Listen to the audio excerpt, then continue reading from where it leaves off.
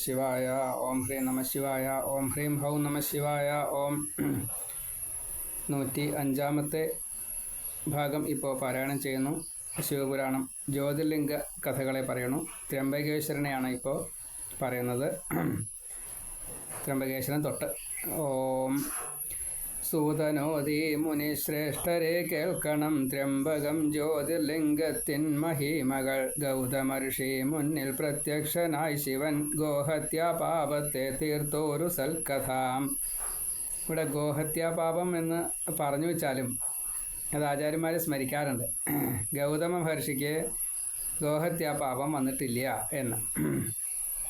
പക്ഷേ നമ്മളെപ്പോലെയുള്ളവർക്ക് ഇതേപോലെയുള്ള സഹിക്കാൻ പറ്റാത്തതായിട്ടുള്ള പ്രവൃത്തികൾ ചെയ്ത് വരുന്നതായിട്ടുള്ള പാപം, അത് ബ്രഹ്മഹത്യാപാപം, ഗോഹത്യാപാപം, സ്ത്രീഹത്യാപാപം പാപം, അതേപോലെ ബാലഹത്യാപാപം, ഇങ്ങനെ കുറേ ജീവഹത്യകളുണ്ട്. അതൊക്കെ മഹാപാപങ്ങളാണ്, കൊടിയ പാപങ്ങളാണ്. അതൊക്കെ ഇല്ലാണ്ടാക്കാൻ ഈ ത്രയംബകേശ്വരനെ ഭജിച്ചാൽ മതി. അത് ഗൗതമർഷിക്കുണ്ടായത്, ഗൗതമർഷി ഒരു തവണ കുറേ കാലം മഴ ഇല്ലാത്തതുകൊണ്ട് എല്ലാവർക്കും ക്ഷാമം വന്നു. അപ്പോൾ ബ്രാഹ്മണർ ഗൗതമഹർഷിയെ, അവർ പൗരന്മാരെല്ലാവരും ഗൗതമഹർഷിയെ ആശ്രയിച്ചു. അനവധി കാലം ഈ ഗൗതമ ഋഷിയുടെ പുണ്യം കൊണ്ട് അവിടെ മാത്രമേ ഈ 6 ഋതുക്കളും വേണ്ട രീതിയിൽ ഭൂമിയിൽ ഉള്ളൂ, മറ്റെവിടെ ഇല്ല. അതുകൊണ്ട് അവിടെ സമൃദ്ധിയുണ്ട്. ഈ ഉപാസനയാണ് അതിന് കാരണം. ഭജനം, തപസ്, അതാണ് അതിന് കാരണം. അത് മറ്റുള്ളവർക്ക് കൂടി ചെയ്യാൻ വേണ്ടിയിട്ടുള്ള അവസരത്തെ കൊടുക്കുകയും ചെയ്തു. ബ്രാഹ്മണർക്കും ഈ വേദം മറന്നു പോയായിരുന്നു അവരെ. അപ്പോൾ അതൊക്കെ വീണ്ടും കിട്ടി, ഈ സുഖത്തെ കിട്ടി കഴിഞ്ഞപ്പോൾ. അപ്പോൾ അവരും അത് ചെയ്യാൻ തുടങ്ങി. അപ്പോൾ ഗൗതമന് പ്രത്യേകമായിട്ടുള്ളൊരു സ്ഥാനം എല്ലാ അർത്ഥത്തിലും എല്ലാവരാലും കൊടുക്കപ്പെടുന്നുണ്ട്. അത് കുറച്ചൊരു അസൂയയ്ക്ക് കാരണമായി. അവർ ഈ ഗൗതമ ഋഷിയെ അപായപ്പെടുത്താൻ വേണ്ടിയിട്ട്, അവിടെ വധോ അല്ലെങ്കിൽ അങ്ങനെയുള്ള കാര്യങ്ങളല്ല, അവർ ചിന്തിച്ചത് ഈ യാഗസ്ഥലത്തേക്ക്, ഹോമകുണ്ഡത്തിൻ്റെ അടുത്തേക്ക് ഒരു ചാവാലി പശുവിനെ കൃത്രിമമായിട്ട് ഉണ്ടാക്കി വിട്ടു. അത് ഇങ്ങോട്ട് വരരുത്, എല്ലാ സ്ഥലത്തും പശുവിനും പ്രവേശനമില്ല. അപ്പോൾ ഗൗതമൻ തൻ്റെ ഈ ആശ്രമത്തിലേക്ക്, ഈ യാഗഭൂമിയിലേക്ക് വരുന്നത് കണ്ടപ്പോൾ പശുവിനോട് മാറാൻ വേണ്ടിയിട്ട് എന്നൊന്ന് പറഞ്ഞു. അത്രേ ഉണ്ടായിട്ടുള്ളൂ. പക്ഷേ ആ പശു ചത്തു. അത് കൃത്രിമ പശുവാണ്, അല്ലെങ്കിൽ അങ്ങനത്തെ ഒരു അവസ്ഥയാണ്. അപ്പോഴേക്കും എല്ലാവരും കൂടിയിട്ട് ഓടി വന്നു ബ്രാഹ്മണർ, ഗൗതമൻ പശുവിനെ കൊന്നു എന്നും പറഞ്ഞിട്ട്. അപ്പോൾ ഗൗതമനായി ഇരുന്ന ഇരിപ്പിൽ ഇതെന്താ ഇങ്ങനെ വരാൻ കാരണം എന്നുള്ളത് സ്വയം ആലോചിച്ചു, മനസ്സിലായി ഈ ബ്രാഹ്മണർ ചതിച്ചതാണെന്ന്. അപ്പോൾ ഉപാസനാമൂർത്തിയോട്, ഗൗതമന് പ്രത്യേകത എന്താ വെച്ചാൽ എല്ലാം ബ്രഹ്മം എന്ന നിലയ്ക്ക് കാണുന്നയാളാണ്. അപ്പോൾ ശൈവ വൈഷ്ണവ ശാക്തയം വ്യത്യാസമില്ല അവിടെ. ദേവന്മാരൊക്കെ ഗൗതമൻ പറഞ്ഞത് കൂട്ടാക്കുക, അത്രയേ ഉള്ളൂ. ഇന്ദ്രനൊക്കെ സേവകനാ. അപ്പോൾ ഇതെന്താ ഇങ്ങനെ എന്ന് മനസ്സിലായി, ഇവരുടെ ചതിയാണ്. അപ്പോൾ ആ ബ്രാഹ്മണരെ ശപിക്കുകയുണ്ടായത്. അപ്പോൾ ആ ബ്രാഹ്മണർക്ക് പിന്നീട് ഇനി കൃതയുഗത്തിലൊക്കെ നല്ലത് കിട്ടിച്ചാൽ കിട്ടി, അത്രയേ ഉള്ളൂ. അതുവരെ വലിയ പ്രശ്നം തന്നെയാണ്. അപ്പോൾ ഇവിടെ ഗൗതമർഷിയുടെ ശാപം പോവാൻ എന്നാണ് ത്രയംബകൻ ദർശനം കൊടുത്തത് എന്ന് പറഞ്ഞത്. ഗൗതമൻ ഇത് കഴിഞ്ഞപ്പോൾ, ഈ ശാപം കഴിഞ്ഞപ്പോൾ ബ്രാഹ്മണരെ ശപിച്ചുവല്ലോ, വീണ്ടും മഹാദേവനെ തപസ് ചെയ്തു. അപ്പോൾ മഹാദേവൻ ത്രയംബകേശ്വരനായിട്ടാണ് പ്രത്യക്ഷപ്പെട്ടത്. അതുകൊണ്ട് ത്രയംബകേശ്വരൻ എന്നും ഗൗതമനെ അനുഗ്രഹിക്കാൻ വേണ്ടിയിട്ട് ദർശനം കൊടുത്തു എന്നും പറയണു എന്ന് മാത്രം. സത്യം പറഞ്ഞാൽ അത് ഗൗതമനെ രക്ഷിക്കാനല്ല, നമ്മളെ ഇതുപോലെയുള്ള പാപങ്ങളിൽ നിന്ന് മോചിപ്പിക്കാൻ ഗൗതമൻ ഇതേപോലെ ചെയ്ത തപസ്സിൻ്റെ മാതൃക നമുക്കും ചെയ്യാം, അത് അനുകരിക്കാം. ഗൗതമനെ നമുക്ക് അനുസരിക്കാം. ആ കഥയാണ് ഇവിടെ പറയണത്. അപ്പോൾ കഥ പറയുമ്പോൾ അങ്ങനെയല്ല പറയാം. ഗൗതമനെ അനുഗ്രഹിക്കാൻ വേണ്ടിയിട്ട് ത്രയംബകേശ്വരൻ പ്രത്യക്ഷ ദർശനം കൊടുത്തു എന്നാണ് പറയുക. അത് കഥയിൽ കേൾക്കുമ്പോൾ അങ്ങനെ തന്നെയാണ് കേൾക്കേണ്ടതും. അതിൻ്റെ അടുത്ത അന്തരാർത്ഥം, മർമ്മം അത് ഇങ്ങനെയാണ്. ഗൗതമന് വേണ്ടിയിട്ടല്ല, നമുക്ക് വേണ്ടിയിട്ടാണ് എന്ന് പ്രത്യേകം. ഗൗതമനാൽ കിട്ടിയിട്ടുള്ള ശാപം ഉണ്ടല്ലോ, അത് നമുക്ക് കിട്ടിയിട്ടുണ്ട്. അതുകൊണ്ടാണ് വേദം വേണ്ട രീതിയിൽ തോന്നാത്തതും, ആചാരങ്ങളെ വേണ്ട രീതിയിൽ ചെയ്യാൻ സാധിക്കാത്തതും, സനാതനധർമ്മങ്ങളെ നിഷേധിക്കുന്നതും, വർണ്ണാശ്രമധർമ്മങ്ങളെ പാലിക്കാത്തതും, ഇതൊക്കെ ഇതിൻ്റെ കാരണമാണ്. അപ്പോൾ ഈ ഭാഗത്തിൽ വളരെ വിശദമായിട്ട് അത് വ്യാസൻ എഴുതിയിട്ടുണ്ട്. നമുക്ക് നോക്കാം. ഓം സൂതനോധി മുനി ശ്രേഷ്ഠരെ കേൾക്കണം, ത്രംബകം ജ്യോതിർലിംഗത്തിൻ മഹിമകൾ. ഗൗതമ ഋഷി മുന്നിൽ പ്രത്യക്ഷനായി ശിവൻ, ഗോഹത്യാ പാപത്തെ തീർത്തോരു സൽക്കഥ. പാപനാശത്തിനായി വ്യാസനോദി ഇത്, നിഷ്കാമഭക്തൻ്റെ നിർമ്മല ശുദ്ധിയെ. ബ്രഹ്മഗിരിയിൽ തപം ചെയ്യും മാമുനി ഗൗതമൻ, ഒപ്പം അഹല്യ പതിവ്രത. ലോകഹിതത്തിനായി ചെയ്തു പ്രവൃത്തികൾ, നേടി സുഖം ശിഷ്യർ ആശ്രിതർ സർവരും. അക്കാലം ഭൂവിൽ മഴക്കാലം നിന്നുപോയി, 100 വർഷം വേനൽ കൊണ്ടു ദുരിതമായി. ദാഹം സഹിയാതെ പെട്ടു ബഹുജനം, സസ്യങ്ങളൊക്കെ ഉണങ്ങി കരിഞ്ഞുപോയി. പക്ഷി മൃഗം പ്രാണിവർഗവും പെട്ടുപോയി, കേട്ടു ജനം മുനി ഗൗതമ വൃദ്ധിയെ. സർവരും കൂടെത്തിയ ഗൗതമ സന്നിധി, കാര്യമറിഞ്ഞപ്പോൾ ദുഃഖിതനായി മുനി. പാശിയെ നന്നായി തപസ്സു ചെയ്തു ഋഷി, പ്രത്യക്ഷനായി വരം നൽകി വരുണനും. ദേവഹിതമായി മഴ പെയ്യുകില്ലിഹ, വെള്ളം ഞാനേകിടാം കുണ്ടു കുഴിക്കുകിൽ. ഗൗതമൻ ഭക്ത്യാ കുഴിയെടുത്തു ഉടൻ, ശുദ്ധജലം നൽകി പാശി സമൃദ്ധമായി. ഇപ്പം ഗൗതമൻ്റെ തപസ്സിൻ്റെ മുമ്പിൽ എല്ലാ ദേവന്മാരും സേവകരാണ്. വരുണനും അതേപോലെ തന്നെ സേവകനായി. ദേവഹിതമനുസരിച്ച് മഴ പെയ്യാൻ നിവൃത്തിയില്ല. അങ്ങനെ വറ്റി വരണ്ട് കിടക്കുകയാണ്, ഭൂമി ഉണങ്ങി കിടക്കുക. അവിടെ ചെറിയൊരു കുഴി കുഴിച്ചോളൂ, അതിന് വെള്ളം ഉണ്ടാവും. നോക്കണേ, നമ്മൾ കുഴിച്ചാൽ വെള്ളം കിട്ടില്ല, ഗൗതമൻ കുഴിച്ചാലേ വെള്ളം കിട്ടുള്ളൂ. അത് ദർഭപുല്ലുകൊണ്ടേ കുഴിക്കും വേണ്ടു. അതാണ് ഈ ഉപാസനയുടെ ഫലം. അതാണ് നമ്മൾ കൂട്ടിയാൽ പറ്റില്ല, നമുക്ക് ഉപാസനയൊന്നുമില്ല. വറ്റില്ല ഗൗതമ പുണ്യതീർത്ഥക്കുഴി, ഭൂവിൽ തവ നാമം കീർത്തിതമായി വരും. ദാനഹോമം പൂജ ശ്രാദ്ധാദി ചെയ്യുകിൽ, സദ്ഫലമേകും ഇഹ സുരർ നിത്യവും. അപ്പോൾ ഋഷികൾ സ്തുതിച്ചു വരുണനെ, പാശി മറഞ്ഞു ജലമേകി സൗഖ്യവും. നൽകിയ ആഹാരം കൃതാർത്ഥനായി ഗൗതമൻ, ദുഃഖത്തെ തീർത്തു ഭുജിപ്പിച്ചു സാർത്ഥകൻ. വിപ്രരാം ഭക്തരെ ആശ്രയിച്ചാൽ സദാ, നേടാം സുഖം സച്ചിദാനന്ദം ഭക്തിയും. കാണും മഹാത്മാക്കൾ ചൊല്ലും ശിവകഥ, ജ്ഞാനികൾ മുക്തിയും നേടുന്നു ഭക്തരായി. ദുഃഖിതരായി അഭക്തർ വലഞ്ഞിടം, ദ്രോഹിക്കും അന്യരെ ദുഷ്ടർ അഹത്തിനാൽ. അന്യൻ്റെ ദുഃഖത്തെ തീർക്കണം മാനുഷർ, സ്വന്ത ദുഃഖത്തെ വരാതെ കാക്കാൻ സുധീ. അന്യോപകാരം ജിതേന്ദ്രിയത്വം ദയ, 4 തൂണാണ് അഹം വിട്ട ഭാവവും. ഭൂമിയിൽ നിൽപ്പൂ ചരാചരം സർവ്വതും, വർണ്ണാശ്രമധർമ്മം വേദവിധികളായി. അവിടെ ഒരു പ്രത്യേകം പറഞ്ഞിരിക്കുകയാണ്, അന്യരുടെ ദുഃഖം തീർക്കണം. അത് നമ്മുടെ മനുഷ്യരുടെ വിശേഷ ബുദ്ധിയുള്ള മനീഷയുള്ളതായിട്ടുള്ള മനുഷ്യരുടെ കടമയാണ്. അതിനാണ് അന്യോപകാരം ചെയ്യുക, അത് ശീലമാക്കുക. അപ്പോൾ അതിനെന്ത് വേണം? വർണ്ണാശ്രമധർമ്മങ്ങൾ നമ്മൾ പാലിക്കുക തന്നെ വേണം. പ്രായത്തിനനുസരിച്ചും കുലത്തിനനുസരിച്ചും അവനവൻ ചെയ്യേണ്ടതായിട്ടുള്ള കർത്തവ്യങ്ങൾ, കടമകൾ. കുടുംബമായിട്ട് ജീവിക്കുമ്പോൾ അച്ഛനമ്മമാരെയും മുത്തശ്ശന്മാരെയും ഒക്കെ നോക്കുക, ഇതൊക്കെ നമ്മുടെ കടമയാണ്. ദീനരക്ഷ ചെയ്യുക, കുട്ടികൾക്ക് വേണ്ടത്, സ്ത്രീകൾക്ക് വേണ്ടതൊക്കെ കൊടുക്കുക. എങ്ങനെയൊക്കെ അതൊക്കെ ഒരു നിയമമാണ്. ഭൂമിക്ക് വേണ്ടതൊക്കെ ചെയ്തു കൊടുക്കണം, എന്നാലേ ഭൂമിയിൽ നിന്ന് ഇങ്ങോട്ട് കിട്ടുള്ളൂ. അന്തരീക്ഷത്തിന് ദേവതമാർക്ക് ചെയ്തു കൊടുക്കേണ്ടത് ചെയ്യണം, ശ്രാദ്ധ ബലിയാദികളൊക്കെ ചെയ്യണം. സസ്യങ്ങൾക്ക് വെള്ളവും വളമൊക്കെ കൊടുക്കണം. അപ്പോൾ അന്യോപകാരം അത് എങ്ങനെ വേണം? ജിതേന്ദ്രിയത്വം, ഇന്ദ്രിയങ്ങൾക്ക് വശംവദനാവരുത്. കണ്ണും മൂക്കും നാക്കും തൊലിയൊക്കെ നമ്മുടെ കൈപ്പിടിയിലാവണം, അല്ലെങ്കിൽ നമ്മുടെ നിയന്ത്രണത്തിലാവണം. എല്ലാവരോടും ദയയോട് കൂടിയിട്ട് പെരുമാറണം. അന്യോപകാരം, ജിതേന്ദ്രിയത്വം, ദയ. അന്യരുടെ ദുഃഖത്തെ ഇല്ലാണ്ടാക്കുക.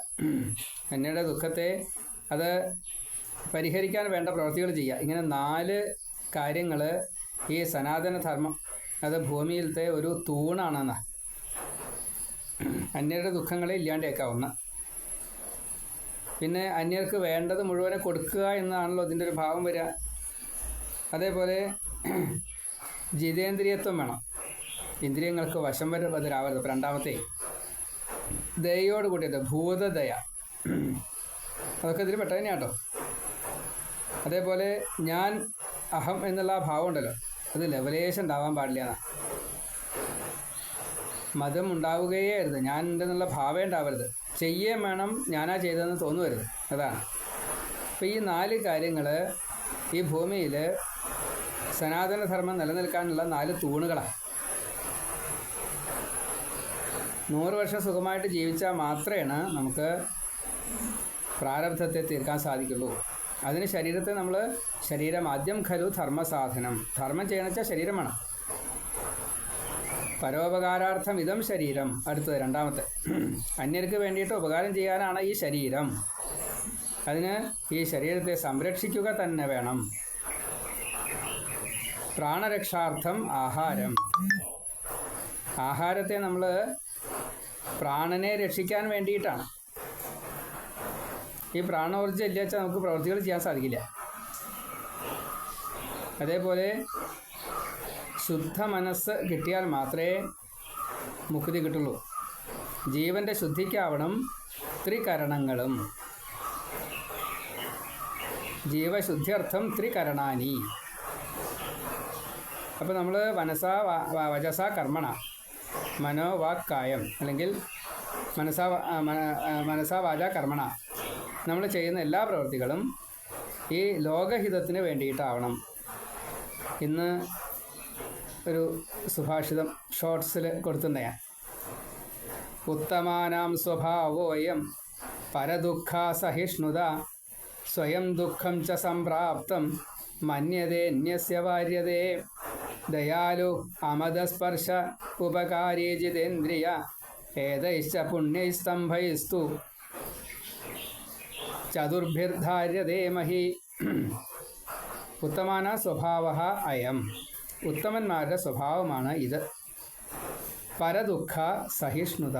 അന്യരുടെ ദുഃഖം അത് ഒരു അനുകമ്പയോട് കൂടിയിട്ട്, സഹിഷ്ണുതയോട് കൂടിയിട്ട് കാണുക. അതിനെ പരിഹരിക്കാൻ വേണ്ടത് നാം ചെയ്തു കൊടുക്കുക. സ്വയം ദുഃഖം ച സംപ്രാപ്തം മന്യതേ അന്യസ്യ വാര്യതേ. ഇനി നമുക്ക് ദുഃഖം വന്നാലും വിരോധമില്ല. അന്യർക്ക് ദുഃഖം വരാതിരിക്കാൻ വേണ്ടത് നമ്മൾ ചെയ്തു കൊടുക്കണം. അതിനെ തടയണം. മറ്റൊരാൾക്ക് ദുഃഖം വരണു എന്നുണ്ടെങ്കിൽ അതിനെ തടയണം. നമ്മളിൽ നിന്നും അവർക്ക് നാം ചെയ്തു കൊടുക്കുന്നതായിട്ടുള്ള ഈ ഉപകാരം കൊണ്ട് അവരുടേത് ആ ദുഃഖത്തെ അവർ സുഖമായിട്ട് കണക്കാക്കാറാവണം. അവരുടെ ആ ദുഃഖത്തെ തീർത്തു കൊടുക്കണം. വിശക്കുന്നവനാച്ചാൽ ആഹാരം, ധനമില്ലാത്തവന് ധനം, ഇങ്ങനെ ഓരോന്നും. ദയാലുവായിട്ട്, ദയാലുഹു അമൃതസ്പർശ ഉപകാരി ജിതേന്ദ്രിയ. മാത്രമല്ല ഈ ദയാലുത്വം എങ്ങനെ വേണം?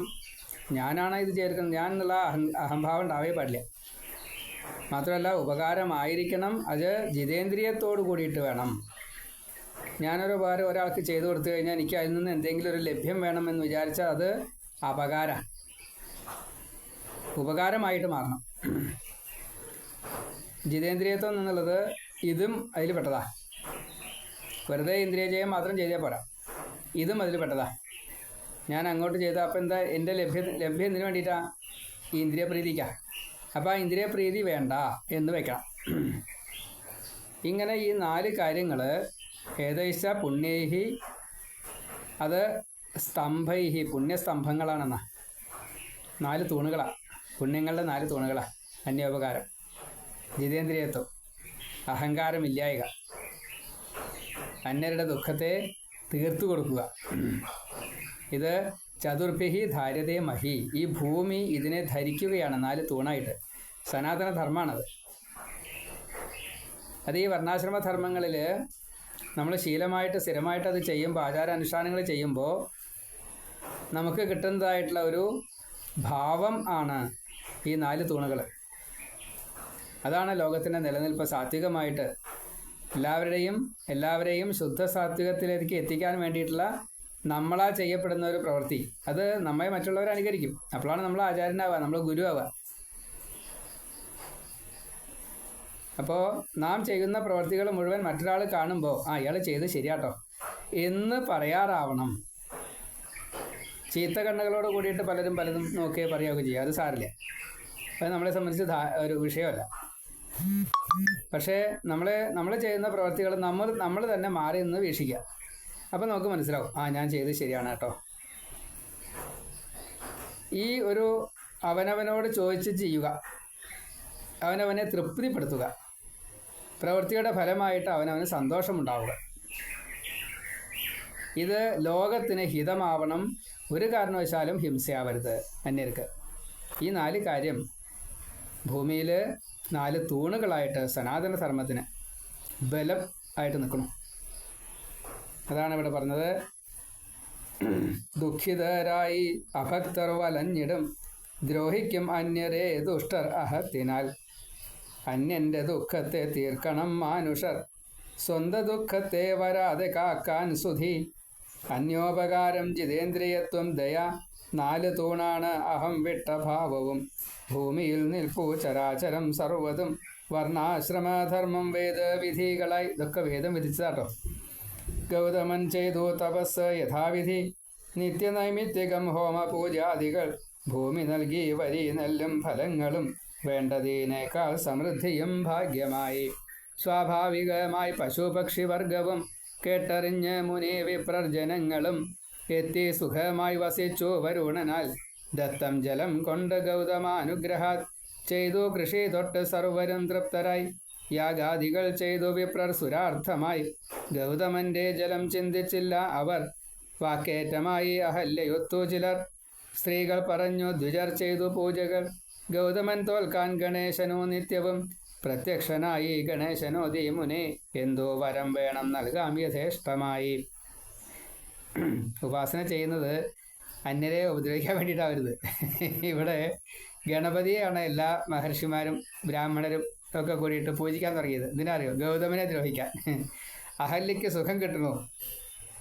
അതിനെ ഇല്ലാണ്ടേക്കാം. നോക്കണേ, ശരിക്കും മാനുഷികമായിട്ടുള്ള ഈ കലികാലത്തിലുള്ള ഹെൻപെക്കഡായിട്ടുള്ള ഭർത്താക്കന്മാരെ നന്നായിട്ട് കാണിക്കുകയാണ് ഇവിടെ. അപ്പോൾ ഇവർ ചൊല്ലി ഗൗതമൻ ഈ സ്ഥലം വിട്ടുപോകണം അപരാധിയായുടൻ. ഇങ്ങനെ കേട്ട് ഗണേശനോദിയുടൻ, തെറ്റെന്തിനിങ്ങനെ ചെയ്യുന്നു വിപ്രരെ. ഗണപതി പൂജയൊക്കെ കേമായിട്ട് ചെയ്തിട്ടേ, ഗണപതി ഹോമോ പൂജ എന്തൊക്കെയൊക്കെ ചെയ്തു. ഗണപതി പ്രത്യക്ഷമായപ്പോൾ പറഞ്ഞതെന്താ? ഞങ്ങളെ രക്ഷിച്ചതായിട്ടുള്ള ഈ ഗൗതമൻ അതിനെ മറന്നു. ഗൗതമൻ്റെ ആ സദ്ഗുണത്തെ മറന്നു. ഗൗതമൻ ഇപ്പോൾ ധാരാളം യശസ്സുണ്ട്, അഹല്യ സുഖമായിട്ട് ജീവിക്കണു. അതുകൊണ്ട് ഗൗതമനെ ഇവിടുന്ന് പറഞ്ഞേക്കണം എന്നാ ഗണപതിയോട് പറഞ്ഞു. ഗണപതി കുടുങ്ങി. ഗണപതിക്ക് മഹാഋഷിമാരാണ്, ബ്രാഹ്മണരാണ്, ഋഷിത്വമൊന്നും ഇല്ല കേട്ടോ, ഉണ്ടെച്ചാൽ അങ്ങനെ ചെയ്യില്ല. എന്തായാലും അവർ പറഞ്ഞു കൂട്ടാക്കാതിരിക്കാൻ പറ്റൂല. കുടുങ്ങി ഗണപതിയെ. ഇപ്പോൾ ഗണപതി ഉപദേശിച്ചു, ഇങ്ങനെയല്ല വേണ്ടത് കേട്ടോ എന്ന് പറഞ്ഞു. നിങ്ങൾ അതിൻ്റെ പരിണത ഫലം കുറച്ച് കടുപ്പാവും, അത് വേണോ? അത് സാരില്ല, ഞങ്ങൾ ഇങ്ങനെയാണ്. ഈ വിവരമില്ലാച്ചാൽ മാർഗമൊന്നുമില്ല. വിവേകം എന്നുള്ളത് കുറേ അനുഭവിച്ചാലേ കിട്ടുള്ളൂ. ഇനി ഗൗതമൻ്റെ ശാപം കിട്ടിയാലേ നേരെയുള്ളൂ. അതാണ് ഇപ്പോൾ പറഞ്ഞു സൂചിപ്പിച്ചു ഗണപതി, പക്ഷെ മനസ്സിലായില്ല. വിനാശകാല വിപരീത ബുദ്ധി, ഒരു മാർഗമില്ല. ഭാവിയിൽ ഗൗതമൻ നേടും സുഖം ദൃഢം, നിങ്ങൾക്കു നാശവും സ്ത്രീജിതരാകയാൽ. ഹെൻപെക്കഡായതുകൊണ്ടേ നിങ്ങൾ ദുഃഖം അനുഭവിക്കൂട്ടോ. ഗൗതമന് സുഖം കിട്ടുകയും ചെയ്യും. വേണോ ചോദിച്ചു. പെൺബുദ്ധി പിൻബുദ്ധി നാശം തരും സദാ, വിപ്രരല്ലേ സ്വയം ചിന്ത ചെയ്യൂ ചിരം. ഇപ്പം ഈ പെൺബുദ്ധി എന്ന് പറയുന്നത് പെണ്ണുങ്ങളുടെ ബുദ്ധി പിൻബുദ്ധി എന്നല്ല, ഇതൊരു സ്ത്രൈണതയാണ്. എന്താ സ്ത്രൈണത? പ്രകൃതിയിൽ കൂടുതൽ വിശ്വാസമുള്ളവർ, പ്രകൃതിയിൽ നിന്നും അത് വേണം ഇത് വേണമെന്ന് നേടാൻ ആഗ്രഹിക്കുന്നത്, പ്രാകൃതികമായിട്ടുള്ള സുഖത്തെ അനുഭവിക്കാൻ വേണ്ടിയിട്ട് താല്പര്യപ്പെടുന്നവർ, അതാണ് സ്ത്രൈണത. അല്ലാണ്ട് മീശയും പിരിച്ച് ആണാന്ന് പറഞ്ഞിട്ട് നമുക്ക് കാര്യമില്ല. കൂടുതൽ ഊണ് കഴിക്കാൻ തോന്നുകയാണ്, അത് സ്ത്രൈണതയാണ്. അതിന് പെണ്ണിൻ്റെ ലിംഗം വേണ്ട. എന്താ ആണ് എന്താ പെണ്ണെന്ന് നിശ്ചയില്ലാത്തതുകൊണ്ടാണ് ആൾക്കാരെ അതിനെ മനസ്സിലാക്കാത്തത്. ഭാഗവതം പുരാണങ്ങളൊക്കെ പറയുന്ന ഈ പെൺബുദ്ധി എന്ന് പറഞ്ഞാൽ ഈ പ്രകൃതിയെ കൂടുതലായിട്ട് സ്വീകരിക്കുന്ന ഭാവമാണ്. ആണും പെണ്ണുണ്ടായാലേ സന്താന പരമ്പരകൾ നിലനിൽക്കുന്നു എന്നുകൊണ്ടാണ് 2 ലിംഗം ഉണ്ടാക്കിയത്. അത് ജീവനെ സംബന്ധിച്ച് പ്രശ്നമല്ല. ജീവൻ ആണും പെണ്ണൊന്നുമില്ല. പ്രകൃതിയിൽ ഇത് നിലനിൽപ്പിന് വേണ്ടിയിട്ട് സസ്യജാലങ്ങളായാലും തിര്യജാതികളായാലും ഇത് നിർബന്ധമായിട്ട് വേണ്ടി വന്നു എന്നതുകൊണ്ടാണ്. അപ്പോൾ പെണ്ണുങ്ങൾ പറഞ്ഞാൽ അങ്ങനെ പെണ്ണായിട്ട് രൂപം കണക്കാക്കി, ആണുങ്ങളെന്ന് പറഞ്ഞു കഴിഞ്ഞാൽ ഈ മീശയും പിരിച്ച് നിൽക്കണ ആൾക്കാരായിട്ട് മാറ്റി. അങ്ങനെ ഒരു ഭാവമില്ല. അത് നിലനിൽപ്പിന് വേണ്ടി മാത്രമാണ്. സ്ത്രൈണത എന്ന് ഉദ്ദേശിച്ചത് തന്നെ ഇതാണ്. ഇതിനെ അംഗീകരിക്കാണ്ടി മനസ്സിലാക്കാതെയാണ് ഈ ലോകം അതിനെ നിഷേധിക്കുന്നത് അല്ലെങ്കിൽ നിഷിക്കുന്നത്, അംഗീകരിക്കാത്തത് എന്ന് സാരം. അപ്പം അങ്ങനെ ആവരുത്. ഭാഗവതന്മാർ അതിൻ്റെ തത്വത്തെ ശരിക്കും അറിയണം. ആണും പെണ്ണും ഇല്ലേ ചോദിച്ചാൽ ഉണ്ട്, ലിംഗവ്യത്യാസം ഉണ്ട്, അത്രയേ ഉള്ളൂ. ജീവനെ സംബന്ധിച്ചത് വിഷയമല്ല. ജീവനാണ് തുല്യത വേണ്ടത്, അല്ലാണ്ട് ഭൗതികതയിലല്ല ഈ തുല്യത വേണ്ടത്. സ്ത്രീക്ക് സ്ത്രീയുടെ ധർമ്മം, പുരുഷന് പുരുഷൻ്റെ ധർമ്മം, രണ്ടും രണ്ടാ. ആ ധാർമ്മികത നിലനിർത്തിക്കൊണ്ട് തന്നെ വേണം. ശാരീരികമായിട്ടുള്ള ക്ഷമതയ്ക്ക് അനുസരിച്ചാണ് ഈ നിയമങ്ങളൊക്കെ പുരാണങ്ങളിലൂടെ നമുക്ക് പറഞ്ഞു തന്നത്. വേദം വിധിച്ചതാ. അതിനെ നിഷേധിച്ചിട്ട് അതിനെ മറികടന്നുകൊണ്ട് തോന്നിയതൊക്കെ കാണിക്കുന്ന രീതിയിലാണ്. അത് മൃഗങ്ങൾ പോലും ചെയ്യണില്ല. നമ്മൾ വിശേഷ ബുദ്ധി ഉള്ളവർ നമ്മളത് ചെയ്യാം. അപ്പം ആരാ മൃഗം എന്ന് ചോദിച്ചാൽ അത് നമ്മളാണ്. ബുദ്ധിയിലായിട്ട് തന്നെയാ, മാർഗമില്ല. പെൺബുദ്ധി പിൻബുദ്ധി നാശം തരും സദാ, വിപ്രരല്ലേ സ്വയം ചിന്ത ചെയ്യൂ ചിരം. ഗണപതിയാണ് ഉപദേശിക്കുന്നത്. ഇത് പെൺബുദ്ധിയാണ്. ഭാര്യമാർ പറഞ്ഞിട്ട് ചെയ്തു എന്നുള്ള അർത്ഥത്തിലല്ല അത്. പ്രത്യേകം ഓർമ്മിക്കുക, പ്രാകൃതികമായിട്ടുള്ള ഇതൊരു തരം ഗ്രീഡി ആണ്. ഒരു അത്യാഗ്രഹം എന്നൊക്കെ പറയില്ലേ, അതിൻ്റെ ഒപ്പം തന്നെ ഈ അസൂയയും കൂടി ഉണ്ടായാൽ എന്താ ചെയ്യുക? അതിൻ്റെ അടുത്ത സ്റ്റെപ്പാണ് വഞ്ചന. അത്യാഗ്രഹം ഉണ്ടാവുക, അസൂയ ഉണ്ടാവുക, വഞ്ചിക്കുക. സർവനാശം ഫലം. അപ്പോൾ അങ്ങനെ ചെയ്യരുത് കേട്ടോ എന്ന് ഗണപതി പറയാ. വിപ്രല്ലേ, ബ്രാഹ്മണ്യുണ്ട്, അറിവുണ്ട്, ചിന്തിച്ചൂടെ എന്നാ പറയണത്. ചിന്തിക്കുന്നില്ല. എന്നിട്ടും കേട്ടില്ല പെൺകോന്തരാം ദ്വിജർ, വാശി പിടിച്ചു വരമേകാൻ മൂഢരായി. ചൊല്ലി ഗണപതി ബ്രഹ്മാവ് പറഞ്ഞത്, നന്മ ചെയ്താൽ സുഖം തിന്മയ്ക്ക് ദുഃഖവും. നിയമം പറഞ്ഞു. ബ്രഹ്മാവ് വിധിച്ചിട്ടുണ്ട് കേട്ടോ. പട്ടിണിയായപ്പോൾ നിങ്ങളെ ഗൗതമൻ രക്ഷിച്ചു ഭോജനം തന്നു സുഹൃത്തുമായി. ഇപ്പോൾ ഇതോ നിങ്ങൾ ചെയ്താൽ ചതി, ഇതിൽ ദുഃഖം ഭുജിക്കും വരുംകാലമൊക്കെയും. അന്യരെ ദ്രോഹിച്ചു കഴിഞ്ഞാൽ ഉറപ്പാണ് ശിക്ഷ കിട്ടും. ഗൗതമനോടിപ്പോൾ ചൊല്ലു ക്ഷമാപണം, നിങ്ങൾ തൻ തെറ്റ് അറിയും മഹാഋഷി. സാത്വികൻ നൽകും സുഖം ഇനിയും സദാ, വേറെ വരം തരാം ചൊല്ലുവിൻ വിപ്രരെ. കേട്ടില്ല വിപ്രർ ഗണേശവാക്കൊന്നുമേ, വാങ്ങി വരം സ്വന്ത നാശത്തിനായി ഋഷേ. ചൊല്ലി ഗണേശൻ തപസ്സിൻ ഫലമുടൻ, കിട്ടുമെന്നോതി മറഞ്ഞു ശിവസുതൻ. നിങ്ങൾ ചെയ്ത തപസ്സിൻ്റെ ഫലം എനിക്ക് തരാതിരിക്കാൻ നിവൃത്തിയില്ല. നിങ്ങൾ ആവശ്യപ്പെട്ടത് ഞാൻ തരികയാണ് കേട്ടോ. ഇതിൽ എന്നെ കുറ്റപ്പെടുത്തരുത് കേട്ടോ. ഗണപതി സൂത്രശാലിയായിട്ടും പറഞ്ഞു. അച്ഛാ, ശിവപാർവതിമാരുടെ അച്ഛാ അമ്മയെ ക്ഷമിക്കണേ, ഞാൻ നിവൃത്തിയില്ല, ഞാൻ കുട്ടിയെ പറ്റില്ല. കാരണം ഈ പെൺബുദ്ധിക്കാർ ഇങ്ങനെയാണ്. ഗണേശൻ അവിടെ നിന്ന് മുങ്ങി വേഗം. ഗൗതമ യജ്ഞശാലയ്ക്കു സമീപമായി ചാവാലിപ്പയ്യായി ഗണേശനെത്തി തഥാ. യജ്ഞശാല വൃത്തി സൂക്ഷിക്കാൻ ഗൗതമൻ പച്ചപ്പുല്ലാൽ ആട്ടി ചാവാലിപ്പയ്യനെ. ഇതോടെ ഗണേശനോട് പറഞ്ഞത്, അങ്ങ് ഒരു വൃദ്ധയായിട്ടുള്ള ഒരു പശുവിൻ്റെ രൂപത്തിൽ വരൂ എന്നാണ്. ഇപ്പോൾ ഗണപതി അത് തന്നെ ചെയ്തു. ഒരു ചാവാലി പശു ആയിട്ട് അവിടെ വന്നു. ഗൗതമൻ ഒരു ദർഭപുല്ലുണ്ട്, പോവോ എന്ന് പറഞ്ഞു. ഒരു ചാവാലി പശു ദർഭപുല്ലുകൊണ്ട് ആട്ടിക്കഴിഞ്ഞാൽ ആ ദർഭപുല്ല് എടുത്ത് തിന്നുക, അത്രേ വേണ്ടേ. പശുവിൻ്റെ സമ്പ്രദായം അങ്ങനെ വരിക. ഇവിടെ അങ്ങനെയല്ല ഉണ്ടായി. ആ പശു ചാവാണ്ടായി. നോക്കണേ. ഗൗതമ യജ്ഞശാലയ്ക്കു സമീപമായി ചാവാലിപ്പയ്യായി ഗണേശനെത്തി തഥാ. യജ്ഞശാല വൃത്തി സൂക്ഷിക്കാൻ ഗൗതമൻ പച്ചപ്പുല്ലാൽ ആട്ടി ചാവാലിപ്പയ്യനെ. പുല്ലിൻ തല കൊണ്ടു വീണുപോയി പശു, അത്ഭുത സ്തബ്ധനായി ഗോഹത്യ കാണവേ. അപ്പോഴേക്കും ദ്വിജരെത്തി കലപില ചൊല്ലി മഹർഷിയാൽ ചത്തുപോയി പശു. അവർ ഓടി വന്നു. അതാ ഗൗതമൻ പശുവിനെ കൊന്നു പറഞ്ഞുണ്ടാക്കി കിംവദന്തി. പത്നി അഹല്യയെ നോക്കി ഓതി ഋഷി, നിന്നുടെ പാതിവ്രത്യം പോലും ഇന്നിഹ എന്നുടെ പാപങ്ങൾ തീർത്തതില്ല പ്രിയേ. ശങ്കര കോപത്തിൻ കാരണമെന്തിഹ. നോക്കണേ, അതിൽ ആരും പറഞ്ഞിട്ടല്ല, നമുക്ക് തോന്നിയതാ. എന്താ തോന്നിയത്? അർഹതപ്പെടാത്ത ആളുകൾക്ക്, ചീത്ത പ്രവൃത്തി ചെയ്യുന്ന ആളുകൾക്ക് സ്നേഹത്തോടു കൂടിയിട്ട് നമ്മൾ അവർ നേരെയാവട്ടെ വിചാരിച്ച് നല്ലത് കൊടുത്തു കഴിഞ്ഞാൽ അവർക്കത് സ്വീകരിക്കാൻ അർഹതയില്ലെങ്കിൽ കൊടുത്തയാൾക്കും പാപമുണ്ട്. ഗൗതമൻ അതാണ് ഇവിടെ പറഞ്ഞത്. ഇവർക്ക് ദുഃഖം ദുരിതം ഇത് സഹിക്കാനുള്ള നിയോഗമാണ് ഉള്ളത്. ഈ ബ്രാഹ്മണർക്ക് മഴ ഇല്ലാണ്ടായതും ഇതൊക്കെ അതിൻ്റെ കാരണം അതാ. അവർക്ക് ദുഃഖം അനുഭവിക്കാനാണ് യോഗം. അതിനെ സഹായിക്കാൻ വേണ്ടിയിട്ടാണ് ഗൗതമൻ ഇത് കൊടുത്തത്. അത് കൊടുക്കാൻ പാടില്ലായിരുന്നു. അഹല്യയോട് പറഞ്ഞു, ഭാര്യയോട് പറഞ്ഞു. അഹല്യ പതിവ്രതയാണ്. അഹല്യ നല്ല പതിവ്രതയാട്ടോ. ഈ ഇന്ദ്രൻ വന്നിട്ട് ഇങ്ങനെ ചീത്തപ്പേരുണ്ടാക്കിയിട്ട് പോയി കഴിഞ്ഞപ്പോൾ അഹല്യയ്ക്ക് പാതിവ്രത്യം ഇല്ല എന്നാണ് എല്ലാവരും ധരിച്ചെന്ന്. അഹല്യയ്ക്ക് നല്ല പാതിവ്രത്യം ഉണ്ട് എന്ന് ഉറപ്പിച്ചിട്ട് തന്നെയാണ് ഗൗതമൻ അവിടെ പറഞ്ഞിരിക്കുന്നത്, കല്ലായിട്ട് കുറച്ച് കാലം ഇരിക്കൂ എന്ന്. അതിനൊക്കെ കാരണങ്ങളുണ്ട്. അഹല്യയോട് പറയണം, നിന്റെ പാതിവ്രത്യം പോലും എനിക്കിപ്പോൾ സഹായമായിട്ട് പറ്റില്ല, അത് പോരാ, അതിനേക്കാൾ കൂടുതൽ വേണം. എന്താ ചെയ്യുക, അത്ര പാപികളാണ്, ഇവർക്ക് ഞാൻ ഒന്ന് കൊടുക്കാൻ പാടില്ലായിരുന്നു എന്ന് പറയാ. മഹർഷിമാരെ പറഞ്ഞിട്ട് കാര്യമില്ല, ബ്രാഹ്മണരാ പറഞ്ഞിട്ട് കാര്യമില്ല. അത്ര മോശമാണ് പ്രവൃത്തി. പുറമേ കാണുമ്പോൾ വേഷം കെട്ടൊക്കെ ഉണ്ട്, അതുകൊണ്ട് കാര്യമില്ല.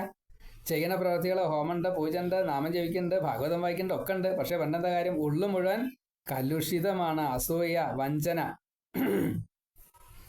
എത്ര കിട്ടിയാലും പോരാ. ഇന്നത്തെ ഒരവസ്ഥയാണത്. എന്നിട്ടോ മഹാദേവൻ എന്നോട് കോപിച്ചിട്ടുണ്ടാവുമോ എന്ന് ചോദിക്കുക. അപ്പോഴേക്കും ദ്വിജർ പത്നിമാരും തഥാ കൂവി വിളിച്ചു പഴിചാരി പാപമായി. ഗൗതമൻ ഒപ്പം അഹല്യയും സ്വാർത്ഥികൾ, ദേശം വിടയണം ഗോഘാതകൻ പാപികൾ. ഒരു വീട്ടിൽ താമസിക്കാൻ കൊടുത്തു. എന്നിട്ട് ആ വീട് അവർ സ്വന്താക്കി, വീട്ടുടമസ്ഥനെ പറഞ്ഞയച്ചു. ആ രീതിയിലായി. നിങ്ങളെ കണ്ടാൽ കുളിക്കണം നല്ലവർ, ശ്രാദ്ധപൂജാദികൾ ഏൽക്കില്ല ദേവകൾ എന്നു ചൊല്ലി വിപ്രർ കല്ലെറിഞ്ഞു തഥാ ചീത്തവാക്ക് ഹാസൻ ശാപം പലവിധം. ഇപ്പൊ ഗൗതമനെ ഓടിക്കാൻ വേണ്ടിയിട്ട് ചീത്ത കാര്യങ്ങളൊക്കെ പറഞ്ഞു. ഇവിടെയാണ് തമാശ. ഇങ്ങനെ ഈ ബ്രാഹ്മണർ പറഞ്ഞത് മുഴുവനെ ഗൗതമൻ ആവർത്തിച്ചു. അത് ശാപമായിട്ട് തിരിച്ചു വരികയും ചെയ്തു. ഒരു തരം ബൂമറാങ്ങായിപ്പോയി. ഗൗതമനെ അങ്ങോട്ട് ചീത്ത പറഞ്ഞത് മുഴുവൻ 28 ശാപം 29 ശാപം ഒരുപാടുണ്ട്. ഒരുമിച്ച് അങ്ങോട്ട് ശപിക്കേണ്ടായത് വേദത്തിന് എതിരായിക്കൊണ്ട് ദുഃഖം അനുഭവിക്കാനുള്ള പ്രവൃത്തികൾ ചെയ്യട്ടെ, ഇതാണ് സാരം. ഗൗതമ ഋഷി ചൊല്ലി പോകുന്നു ഞാനുടൻ, ഒപ്പം അഹല്യയും മറ്റൊരു കാട്ടിലായി. പർണശാല കെട്ടി വാണു ഭജിച്ചവർ കേട്ടറിഞ്ഞു ദ്വിജർ ചെയ്തു ഉപേന്ദ്രനും കേട്ടറിഞ്ഞു ദ്വിജർ ചെയ്തു ഉപദ്രവം. യാഗപൂജാദികൾ ചെയ്യരുത് ഇനി എന്നു വിലക്കി കഠിനമായി പോയത്. കാലു പിടിച്ചു മുനി കേഴവേ ദ്വിജർ ചൊല്ലി പ്രദക്ഷിണം വെക്കണം ഭൂമിയെ. ബ്രാഹ്മണർ പറഞ്ഞാണ് എന്ത്, അങ്ങനെ യാഗപൂജാദികളൊന്നും ചെയ്യാൻ പാടില്ല. ഹിരണ്യകശിപും കൂടി ഗൗതമനോട് പറയുന്ന എനിക്ക് തോന്നുന്നില്ല. ഈ ബ്രാഹ്മണർ പറയണം അങ്ങ് യാഗം പൂജ ചെയ്യാൻ പാടില്ല, ഭൂപ്രദക്ഷിണം ചെയ്യണമെന്ന്. ഇത് അച്ഛനെയും അച്ഛൻ പറഞ്ഞിട്ട് അമ്മയും ഏട്ടന്മാരെയും കൊന്ന പരശുരാമൻ ജമദഗ്നി പറഞ്ഞു പരശുരാമനോട്, ഈ അച്ഛനെയും അമ്മയൊക്കെ ഇങ്ങനെ കൊന്നില്ലേ, അതുകൊണ്ടേ ഭൂപ്രദക്ഷിണം ചെയ്തോളൂ എന്ന് പറഞ്ഞു. അപ്പോൾ ഭൂപ്രദക്ഷിണം ചെയ്തു പരശുരാമൻ. പരശുരാമൻ പറഞ്ഞത്, അമ്മയും ഏട്ടന്മാരും ഞാൻ ഇപ്പോൾ വധിച്ചത് അറിയരുത്, അങ്ങനെ ഉറക്കത്തിന് ഉണർന്ന് എഴുന്നേറ്റ പോലെ ആവണമെന്നാണ് പറഞ്ഞത്. അതും ഇതും എവിടെ കിടക്കണു, രണ്ടും തമ്മിലുള്ള വ്യത്യാസം എത്രയാ?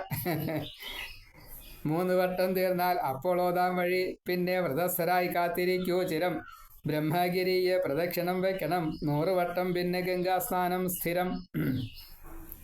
വിധിച്ചതൊക്കെ ശരിയാട്ടോ, ഇതൊക്കെ ശിക്ഷ തന്നെയാണ്. പക്ഷേ ഇതൊക്കെ ആർക്കാ വേണ്ടത്? ഈ ബ്രാഹ്മണർക്കാ വേണ്ടത്. ഗൗതമൻ്റെ അവസ്ഥ എന്താ?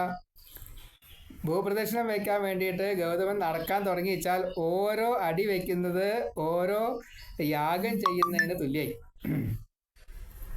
അത്രയ്ക്കുണ്ട്, അത്ര പുണ്യാത്മാവാണ്. ഭൂപ്രദക്ഷിണം 3 തവണ. പിന്നെ ഈ ബ്രഹ്മഗിരി അച്ഛൻ താമസിക്കുന്ന സ്ഥലമാണ് സത്യലോകം. സത്യലോകത്തിന് 3 വട്ടം വലം വയ്ക്കണമെന്നാണ്. 100 വട്ടം. പിന്നെയോ ഗംഗാസ്നാനം എല്ലാ ദിവസവും ചെയ്യണം. ഇതൊക്കെയാണ് വിധി. ഇതൊക്കെ ഗൗതമൻ എന്നും ചെയ്യുന്നുണ്ടേ. ഇവർക്ക് പ്രദക്ഷിണം വയ്ക്കാൻ ശരീരം ഇങ്ങനെ കൊണ്ടുപോകണം, ഗൗതമന് പ്രദക്ഷിണം വയ്ക്കാൻ മനസ്സൊന്നിങ്ങനെ പോവേ വേണ്ടു. നമുക്ക് സൂര്യനിൽ പോകാനും ചന്ദ്രനിൽ പോകാനും വേറെ ആളുടെ സഹായമൊന്നും വേണ്ട. നമ്മുടെ മനസ്സ് സൂര്യനിലെത്തി, നമ്മുടെ മനസ്സ് ചന്ദ്രനിലെത്തി. രാത്രി ആയാലും സൂര്യനിലെത്തും, നട്ടുച്ചയ്ക്കായാലും ചന്ദ്രനിലും എത്തും. ഇവർ കൂട്ടിയാൽ പറ്റില്ല. കോടി ശിവലിംഗം നിർമ്മിച്ചു ഭൂമിയിൽ, ചൊല്ലു ശിവപൂജ പാപനാശത്തിനായി. ചെയ്യൂ ശിവപൂജ പാപനാശത്തിനായി. കോടി ശിവലിംഗം ഭൂമിയിൽ പ്രതിഷ്ഠിക്കണം. ഇത് ഗൗതമനെ സംബന്ധിച്ച് നിസ്സാര. മനസ്സുകൊണ്ട് ഗൗതമൻ 100 കോടി വേണമെച്ചാൽ ഒരു നിമിഷം കൊണ്ട് ഭൂമിയിൽ പ്രതിഷ്ഠിക്കും. അത് ഇവർ കൂട്ടിയാൽ പറ്റില്ല. ഇവർക്ക് അങ്ങനെ ഒരു ശിവലിംഗം ഉണ്ടാക്കാൻ പറ്റില്ല, മനസ്സുകൊണ്ടേ പ്രതിഷ്ഠിക്കാൻ പറ്റില്ല, പൂജിക്കാൻ പറ്റില്ല. ഇത് ക്ഷണനേരം കൊണ്ട് ഈ ഗൗതമൻ ചെയ്യും. അത് ശിവനും അറിയാം, പാർവതിക്കും അറിയാം, ഗണേശനും അറിയാം. പക്ഷേ ഈ ബ്രാഹ്മണർക്ക് അറിയില്ല. കോടി ശിവലിംഗം നിർമ്മിച്ചു ഭൂമിയിൽ ചെയ്യൂ ശിവപൂജ പാപനാശത്തിനായി. പിന്നെ ശതാഭിഷേകം ചെയ്ത് ശുദ്ധരായി ഭക്തിയോടെ ഭൂവിൽ വാഴാമൃതസ്ഥരായി. ഇങ്ങനെ കേട്ടോതി നന്ദി ചൊല്ലി ഋഷി ചെയ്തു പ്രദക്ഷിണം ബ്രഹ്മഗിരിധര. കോടി ശിവപൂജ ഗംഗാസ്നാനാദികൾ പത്നിയൊപ്പം ചെയ്തു ഭക്തനായി ഗൗതമൻ. നോക്കണേ, ഇതൊന്നും ചെയ്യാൻ ഒരു മടിയുണ്ടായില്ല, ഒരു പ്രയാസം ഉണ്ടായില്ല, വേഗം കഴിയുകയും ചെയ്തു. എന്നുവെച്ചാൽ ഈ ഗൗതമൻ ശുദ്ധനായി തീർന്നു എന്ന് സാരം. ഇവർ കൂട്ടിയാൽ പറ്റില്ല കേട്ടോ, ഈ ബ്രാഹ്മണർ കൂട്ടിയാൽ പറ്റില്ല. പക്ഷേ ബ്രാഹ്മണർക്ക് ഇനി കിട്ടാൻ പോകുന്നതായിട്ടുള്ള ഈ ശാപം അത് അസഹനീയാണ്, കൂട്ടിയാൽ പറ്റില്ല, അത്രയും കൂടുതലാണ്. ഗൗതമൻ പത്നി അഹല്യയോ മൊത്തുടൻ നന്നായി ചെയ്തു ശിവനെ തപസ്മുത. സന്തുഷ്ടനായി ശിവൻ പ്രത്യക്ഷനായി തഥാ. ഒപ്പം ശിവയും പ്രമാഥ ഗണങ്ങളും ഭൂതഗണങ്ങളോട് കൂടിയിട്ട് ഈ മഹാദേവൻ പാർവതിയോടൊപ്പം, സുബ്രഹ്മണ്യനുണ്ട്, ഗണപതിയുണ്ട്, എല്ലാവരും ഉണ്ട്, പ്രത്യക്ഷനായി ഗൗതമൻ്റെ മുമ്പിൽ. അഹല്യയും ഗൗതമനും കൂടിയിട്ട് തപസ് ചെയ്യാൻ മുമ്പിൽ പ്രത്യക്ഷനായി. എന്താ വരം വേണ്ട, എന്താ വെച്ചാൽ തരാം, ചോദിക്കൊന്നും വേണ്ട, ചോദിച്ചില്ലെങ്കിൽ തരും. അങ്ങനെയാണ്. ചൊല്ലി ശിവൻ തവ നല്ല തപസ്സിനാൽ തുഷ്ടനായി എന്തോ വരം വേണം ചൊല്ലണേ. ശംഭുവിൻ സുന്ദര രൂപത്തെ കണ്ടുടൻ നന്നായി സ്തുതിച്ചു ഇരുവരും ഭക്തരായി. ശങ്കര കാക്കണേ പാർവതി വല്ലഭ സംഹാരമൂർത്തേ പശുപതേ പാഹി മാം. സ്കന്ദ പിതാവേ ഗണേശതാതാ വിഭോ ബന്ധം മുറിക്കണേ പാപങ്ങൾ തീർക്കണേ. മറ്റു പലതും പറഞ്ഞു സ്തുതിക്കവേ ശംഭുവോതി പാപമുക്തരായി വാഴുക. ധന്യരാം നിങ്ങളെ വന്ദിക്കും ദേവകൾ, വഞ്ചിച്ച വിപ്രർക്കു ശിക്ഷയും കിട്ടിടും. ദുരാചാര പാപികൾ സ്വാർത്ഥികൾ ലോഭികൾ നന്ദിയില്ല വർഗം സ്ത്രീജിതർ. ശിക്ഷാർഹരാണവർ ഭക്തിയില്ലാത്തവർ, മുക്തി കിട്ടാത്തവർ പാഖണ്ഡരാം ഖലർ. മഹാദേവൻ ഒരു വിപരീത നാമം ജപിച്ചു. അതായത് ശാപം ഗൗതമൻ കൊടുക്കണ്ട, ഞാൻ കൊടുത്തു കഴിഞ്ഞു കേട്ടോ ആ വിപ്രർക്ക്. ഹരേ ഗുരുർപ്പ. ശംഭുവിൻ വാക്കുകൾ കേട്ടപ്പോൾ ഗൗതമൻ ചൊല്ലി ശിവനോട് ധന്യൻ കൃതാർത്ഥനായി. ബ്രാഹ്മണർ എന്നെ ചതിച്ചതും ശ്രേഷ്ഠമായി, അല്ലെങ്കിൽ ഞാൻ രുദ്രദർശനം നേടുമോ? അതാണ് യഥാർത്ഥത്തിലുള്ള ഭക്തി. ഞാൻ ഭഗവാനെ കാണണം എന്ന് വിചാരിച്ചിട്ട് ഇതുവരെ തപസ് ചെയ്തിട്ടില്ല. ഈ ബ്രാഹ്മണർ ഇങ്ങനെ ഒന്നും ചെയ്തില്ലായിരുന്നു എങ്കിൽ മഹാദേവ ദർശനം എനിക്ക് കിട്ടുമോ? അപ്പോൾ അവർ നല്ലവരാണ് എനിക്കിപ്പോൾ മനസ്സിലാവണം. എന്നെ ശിവനുമായിട്ട് ഇങ്ങനെ നേരിട്ട് സംവദിക്കാനും നമസ്കരിക്കാനും സ്തുതിക്കാനും ഭഗവാന്റെ അനുഗ്രഹത്തെ വാങ്ങാനും ഒക്കെ സാധിച്ചുവല്ലോ. അതിന് കാരണം എന്താ? ഈ ബ്രാഹ്മണരുടെ വിപരീത ബുദ്ധിയല്ലേ. അത് നന്നായി. തുഷ്ടനായി രുദ്രൻ പറഞ്ഞു വരം തരാം. ഗൗതമർഷേ ചൊല്ലു ബ്രഹ്മർഷി സത്തമ. ചൊല്ലി മുനി അങ്ങ് പ്രീതനെങ്കിൽ പ്രഭോ ഗംഗയെ തന്നാലും ലോകഹിതം പരം. എനിക്ക് ഗംഗയെ തരൂ എന്നാണ് പറഞ്ഞത്. എന്താ ഗംഗയെ തരൂ? ഗകാരം ജ്ഞാനവാചകം, ഗാകാരം ഗമനം, ജ്ഞാനത്തിലൂടെ സഞ്ചരിക്കാനുള്ള അനുവാദത്തെ തരൂ. എനിക്ക് ശിവപദം, ശിവജ്ഞാനം തരൂ. മംഗളം, ദക്ഷിണാമൂർത്തി, ജ്ഞാനദാതാവാണ്. ജ്ഞാനത്തിനായിട്ടുള്ള അങ്ങ് എനിക്ക് ജ്ഞാനത്തെ തരൂ. അതാണ് ഗംഗയെ തരൂ. അല്ലാണ്ട് ഗംഗാനദി എൻ്റെ കയ്യിൽ നിന്നോട്ടെ, അങ്ങനെയല്ല. ഭഗീരഥൻ തപസ് ചെയ്തപ്പോൾ ഗംഗ ശിവന്റെ തലയിൽ കുടുങ്ങിപ്പോയി. പിന്നെ എങ്ങനെയൊക്കെ തപസ് ചെയ്ത് പുറത്തേക്ക് വന്നപ്പോൾ ഗംഗ കുറച്ചൊരു വീര്യത്തോട് കൂടിയിട്ടാണ് വന്നത്. അപ്പോൾ ജഹ്നു മഹർഷി തപസ് ചെയ്യുന്നുണ്ട്. ജഹ്നു മഹർഷിയുടെ ആശ്രമം മുക്കാൻ വേണ്ടിയിട്ട് ശ്രമിച്ചു. ജഹ്നു മഹർഷി അതിനെടുത്തിട്ട് ആചമനം ചെയ്തപ്പോൾ അത് വയറ്റിൽ കുടുങ്ങി, പുറത്തേക്ക് വരാൻ മാർഗമില്ല. അപ്പോൾ അങ്ങനെയുള്ള ഗംഗയോട് സ്വന്താക്കല്ല ഉദ്ദേശിക്കുന്നത്. വീണ്ടും തപസ് ചെയ്തപ്പോൾ ചെവിയിലൂടെ ഒരു ഇത്തിരി പുറത്തേക്ക് വന്നു. അതാണ് ഇപ്പോൾ ഈ ഭൂമിയിൽ കാണുന്ന ഗംഗ മുഴുവൻ ജാഹ്നവിയാണ്. ജഹ്നു മഹർഷിയുടെ ചെവിയിലൂടെ, വലത്തെ ചെവിയിലൂടെ പുറത്തേക്ക് വന്നതാ. ഇവിടെ അതല്ല ഉദ്ദേശിച്ചത്. എനിക്ക് ബ്രഹ്മജ്ഞാനത്തെ തരൂ, അതാണ് ഗംഗ. പാദം പിടിച്ചു മുനി കരഞ്ഞു ഉടൻ സ്വർഗംഗാ തീർത്ഥം ശിവനേകി വിപ്രന്. നാരിയായി ഗംഗ മുനിക്കേകി ദർശനം. ഗംഗയെ വാഴ്ത്തി ഋഷി ഭക്തി സാന്ദ്രമായി. ഗംഗേ നമോസ്തുതേ ജീവസന്ധാരിണി. മുക്തി നൽകും ലോകപാവനേ സുന്ദരി. ശുദ്ധി നൽകണം എനിക്കും ജനത്തിനും. ദീർഘകാലം ഭുവി വാഴേണം അംബികേ. ലോകഹിതാർത്ഥ സ്തുതി ഈ ഭൂമിയിൽ എന്നും ഉണ്ടാവണേ, പ്രളയം വരുന്നത് വരെ. ഗംഗയോതി ശിവനോടപ്പോൾ സാദരം. പാർവതിയൊത്തിഹ രുദ്രൻ വസിക്കുകിൽ. ഭൂതഗണമൊപ്പം ഞാനും വസിച്ചിടാം. നന്ദി ഗണേശൻ ഹരി ശാസ്താവിപ്രരും. പിന്നെ ഞങ്ങളെല്ലാവരും കൂടിയിട്ട് ഒരുമിച്ച് ഇവിടെ താമസിക്കാം. ഇങ്ങനെ മഹാദേവനും പാർവതിയും ഇവിടെ ഒപ്പം വേണം. സ്വതേ ഗംഗ പാർവതിയുടെ ജ്യേഷ്ഠത്തി എന്ന നിലയ്ക്കാണ് വരിക. കാരണം ഹിമവാനിൽ ആദ്യം ഗംഗയുണ്ട്. അതുകൊണ്ട് എഴുത്തിയുടെ സ്ഥാനമാണ് ഗംഗയ്ക്ക്. രണ്ടാമതാണ് മേനയിൽ ഈ പാർവതിയായിട്ട് ഈ ഹിമവാന് പുത്രിയായിട്ട് പാർവതി വന്നത്. അപ്പം അതുകൊണ്ട് ഗംഗയ്ക്ക് എഴുത്തിയുടെ സ്ഥാനവും മറ്റേ പാർവതിക്ക് അനീതിയുടെ സ്ഥാനമാണ്. അപ്പം ശിവൻ ആദ്യം ഗംഗയെ സ്വീകരിച്ചു, പിന്നെ പാർവതിയെ സ്വീകരിച്ചു. പക്ഷേ ഗംഗ തൻ്റെ ഭർത്താവിനെ പാർവതിക്ക് വേണ്ടിയിട്ട് കൊടുത്തു. പാർവതിയും ശിവനുമാണ് ഒന്നിക്കേണ്ടത്, ഞാൻ മാറി നിന്നോളാം, അവരുടെ സുഖം കണ്ട് ഞാൻ സന്തോഷിച്ചോളാം എന്നാണ്. അത് ഗംഗയുടെ ഒരു ഭാവ. അത് വല്ലാത്തൊരു ഭാവമാണത്. നമ്മളെന്നും ചാക്യാരൂത്തിലൊക്കെ പറയാറുണ്ട്, ശിവൻ മറ്റേ പാർവതി തമ്മിലുള്ള കലഹം ഉണ്ടാവാനുള്ള കാരണം പാർവതിക്ക് ഗംഗയോട് ഈ സപത്നി മത്സരം ഉണ്ടായിട്ടാണ്. അത് അങ്ങനെയൊന്നുമല്ല. അത് കഥ അത്രയേ ഉള്ളൂ, രസിപ്പിക്കാൻ വേണ്ടിയിട്ട് ഒരിടം പറയാം, അത്രയേ ഉള്ളൂ. യഥാർത്ഥത്തിൽ ഇങ്ങനെയാണ്. ഗംഗാദേവി സപത്നി തന്നെയാണ് പാർവതിക്ക്. പക്ഷേ അത് ഗംഗാദേവി എഴുത്തിയുടെ സ്ഥാനമാണ്. അനീതിയോട് കൂടുതൽ താല്പര്യം, അങ്ങനെയാണ്. അത് ഗംഗാദേവി അനുവദിച്ചു കൊടുത്തതാണ്. അവർ സുഖിക്കട്ടെ, അത് കണ്ട് എനിക്ക് സന്തോഷിക്കാം എന്നതാണ് ഭാവം. നിർമ്മലാണ് സ്വതേ ഗംഗേ. അപ്പോൾ എല്ലാവരും കൂടിയിട്ട് ഞങ്ങളിവിടെ വസിച്ചോളാം കേട്ടോ എന്ന് ഗൗതമനോട് പറയുകയും ചെയ്തു. ഇങ്ങനെ കേട്ടതി സന്തുഷ്ടനായ ശിവൻ ചൊല്ലി, ഞാൻ ഗംഗയ്ക്കു സ്വന്തം സദാശിവേ. കേട്ടു വാഴ്ത്തി രുദ്രനെ ഗംഗയെ. എത്തി സുരർ മറ്റു തീർത്ഥങ്ങളൊക്കെയും. ഗംഗയോതി വരം നൽകാം പറയുവിൻ എന്നു കേട്ടു സുരർ ചൊല്ലി മഹേശ്വരി.